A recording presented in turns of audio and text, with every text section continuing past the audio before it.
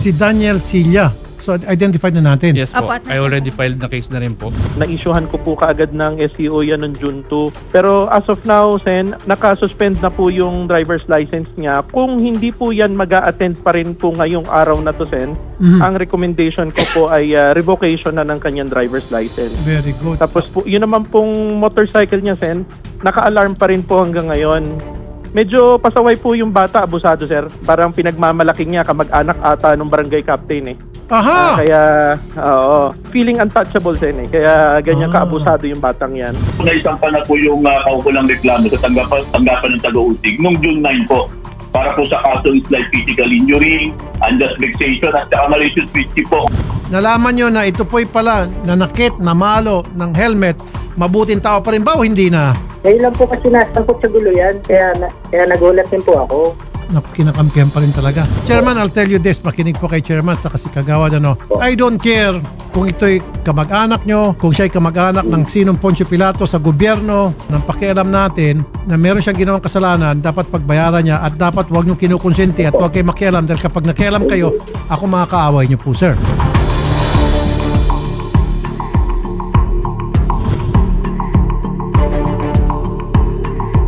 Kumusta na kayo, sir, since the last time that nangyari po ito?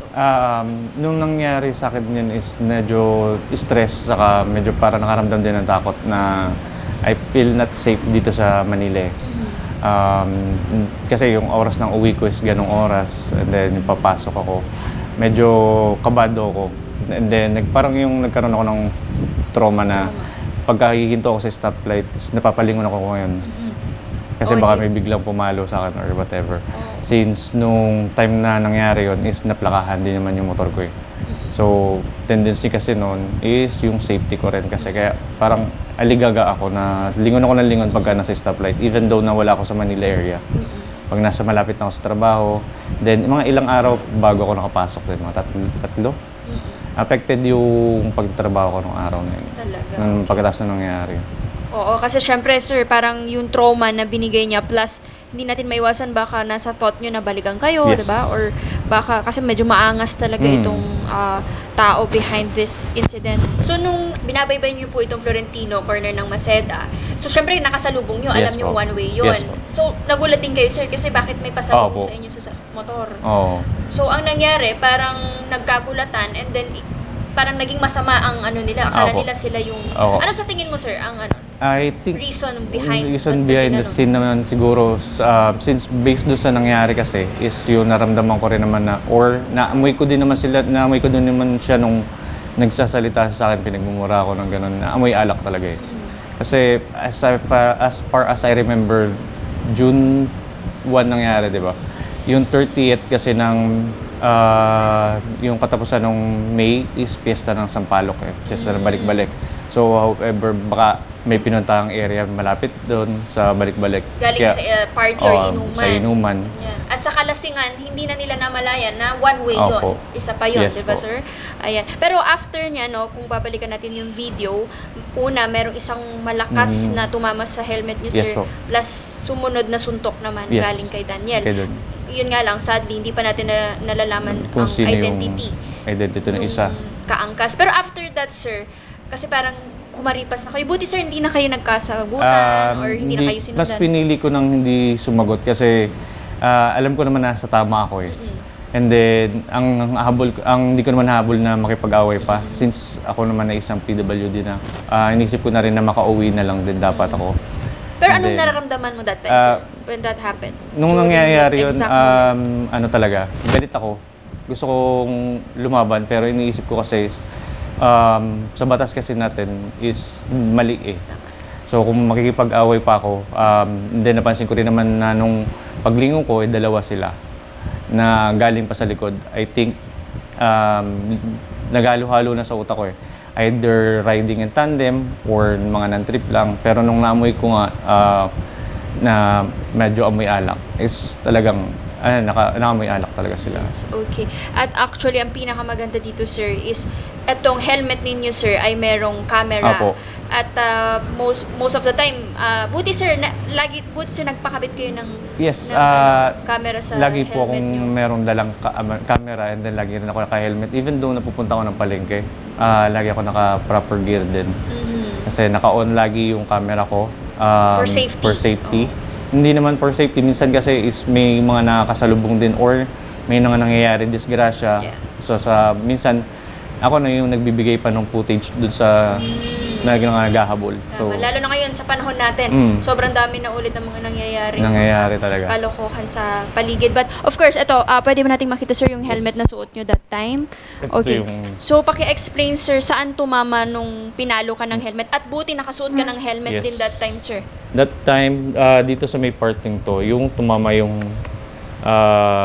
pagpalo. So, medyo na lang siya. May dent na lang kasi medyo binapping na ng Oo. konti. Pero nung time hinampas yan, sir? na hinampas talaga to is talagang nadito lahat ng kulay ng helmet na kulay itim. And then, yung tumama sa pagsuntok is this one na tinama yung ito po, sir, ano po ang tawag dito? intercom ko na Pridcon.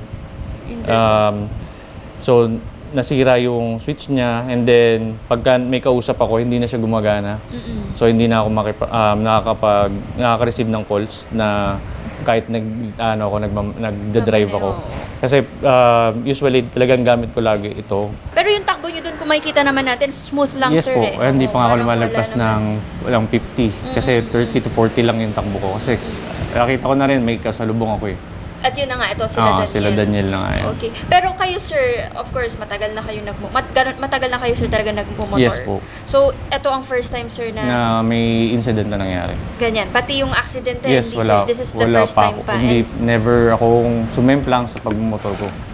Or makabangga no kadisgrasya. Okay. So, again, sir, nabanggit nyo nga, after the incident, never nyo nang narinig or never na nag-reach out sa inyo itong tao. Even to LTO kasi hindi na Yes siya po, hindi nagparamdam. nagparamdam eh. Wala. Pero kung sabihin na natin, sir, on your part, if humarap man lang sana siya, humingi siya ng tawad. I think dapat nung pinatawag namin siya nung nung unang araw, nung pagkatapos nung nangyari kasi pagkatapos nung mga past 3 AM, nasa barangay hall na kami.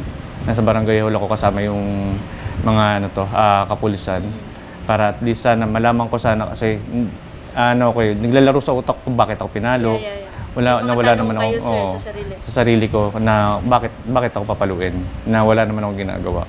And then makikita naman ninyo na sumusunod tayo doon sa batas trapiko na even though na nag-stop na, hindi pa rin ako nag-go. So, Baga wala kang balak Wala. takuhan or anything. Kaya sabi ko, bakit parang may yung mali? Kasi nagdagdag ako na nag-rev ako kasi hahabulin ko sana yung green light.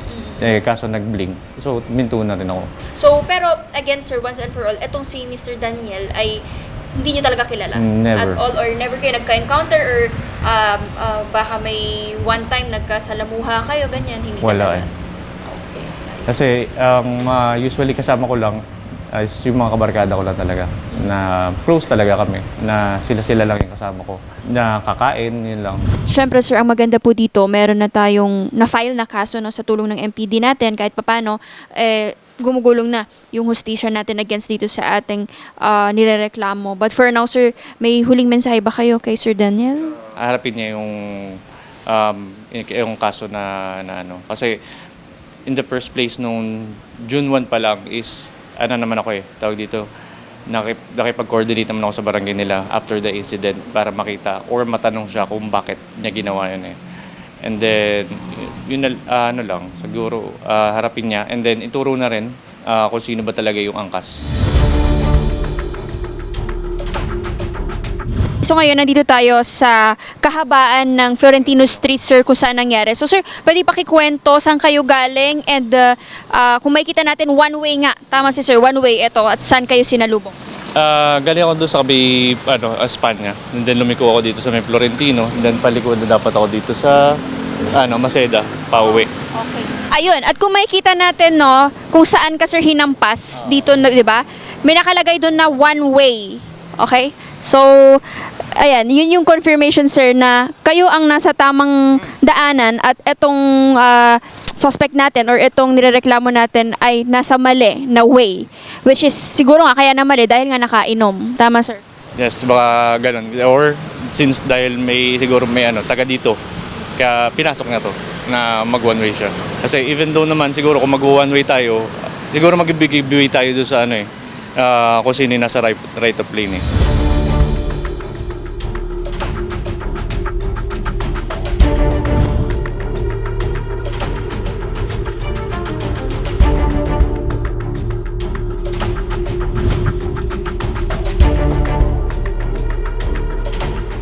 Simulan po natin, yesterday nakausap tayo ni Senator at eto nga po yung concern natin, no? Yung status ng revocation or ano po ba ang nangyari? Nakapag last minute show up ba dito si Daniel, sir? Apo, bali kwento ko lang ho para at least merong yung mga tao.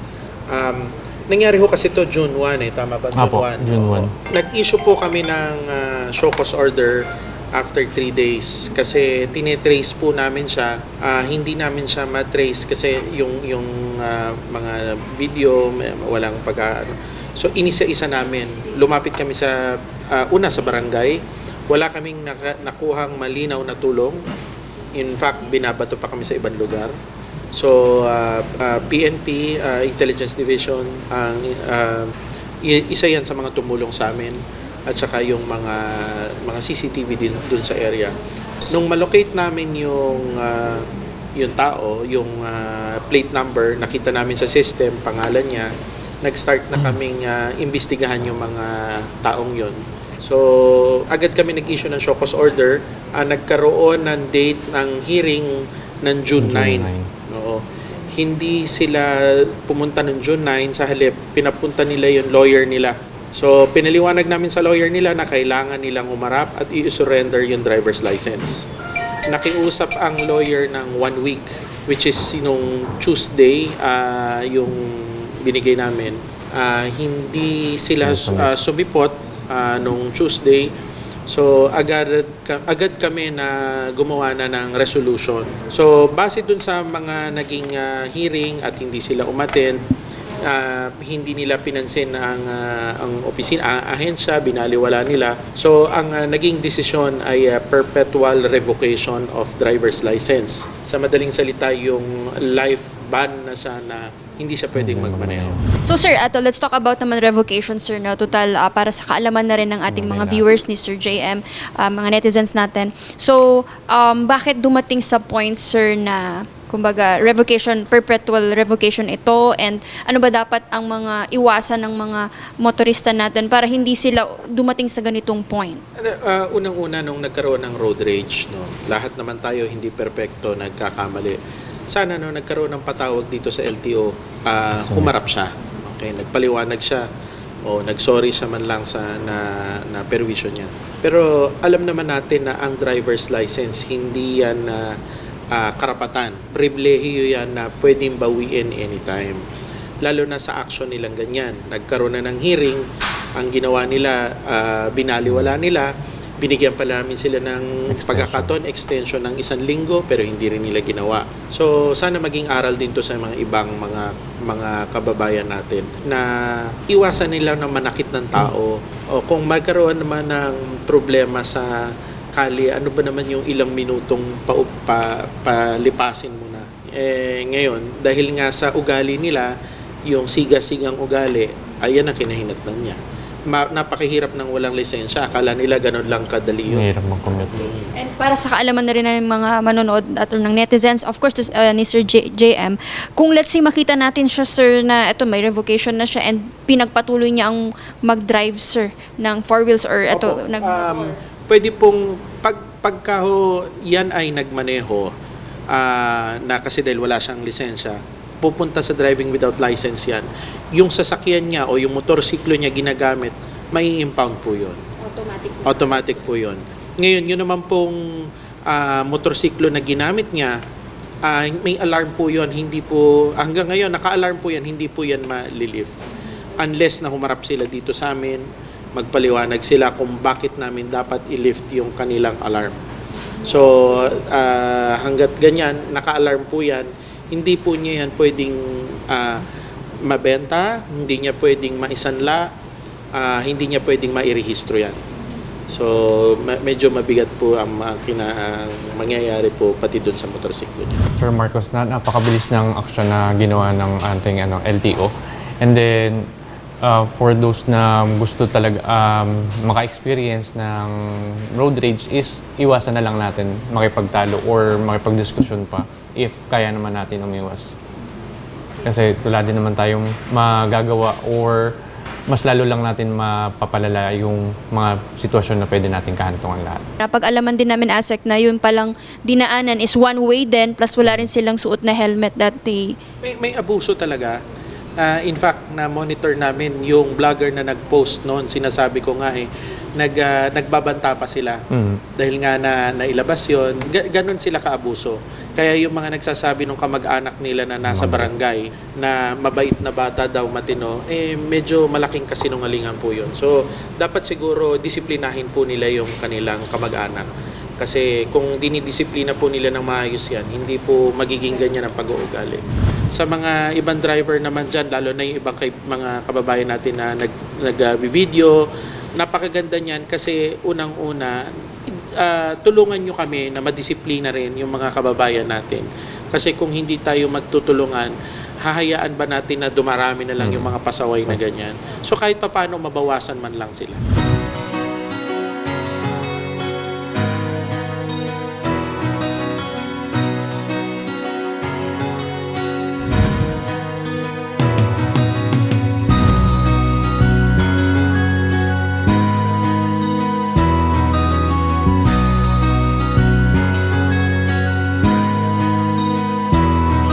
Rapi tulpo, isang taong hindi ka iiwanan. Basta nasa tama ka, ilalabang ka ng patayon kahit na sariling reputasyon. Okay, so ngayon nandito na tayo sa accessories ng mga motors, and of course kasama natin again si Sir JM para namili na siya kanina ng helmet. Meron tayong helmet, and ito naman yung intercom. So, sir, paki-explain ano bang kagandahan nitong mga, especially nitong intercom natin. Yung hinahanap niya po kasi R1, phase out na po yun.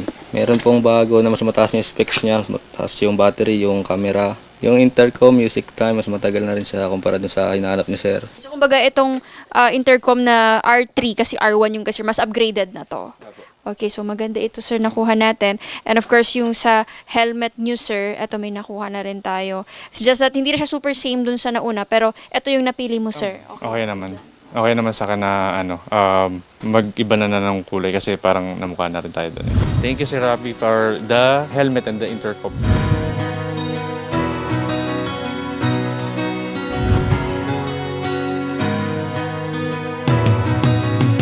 Sir Rafi, maraming salamat. Binigyan niyo ako ng panibagong helmet and then yung intercom ko. Napakalaking tulong nito lalo na pagka bumabiyahe tayo.